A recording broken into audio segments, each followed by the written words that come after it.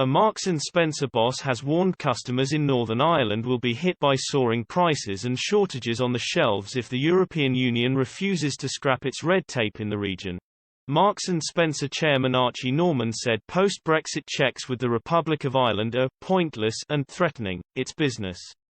But he warned the same problems would arise for Northern Ireland once the Brexit divorce deal's border fix is fully implemented in the region. Mr. Norman's warning comes ahead of the government's announcement for plans to overhaul the trading arrangements. In a letter to Brexit Minister Lord Frost, the supermarket boss said the EU's current customs rules were totally unsuited and were never designed for a modern fresh food supply chain between closely intertwined partners. In order to avoid a hard border, Northern Ireland remains inside the EU single market, with a number of customs controls on goods shipped from the rest of the UK. Once grace periods allowing for light-touch enforcement of the rules expire, Mr. Norman warned that the region's supermarket shelves could run bare. He wrote, "There is no other outcome for consumers in Northern Ireland in the end other than higher prices, given inflationary pressures being put onto retailers by the regulatory regime.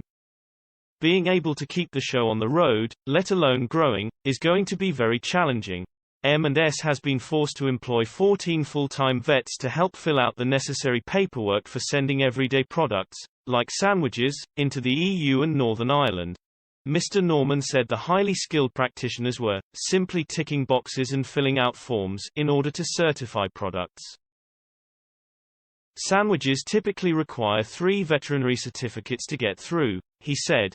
If EU red tape is fully implemented in Northern Ireland at the end of September, the M&S boss said it would be incendiary for the public there.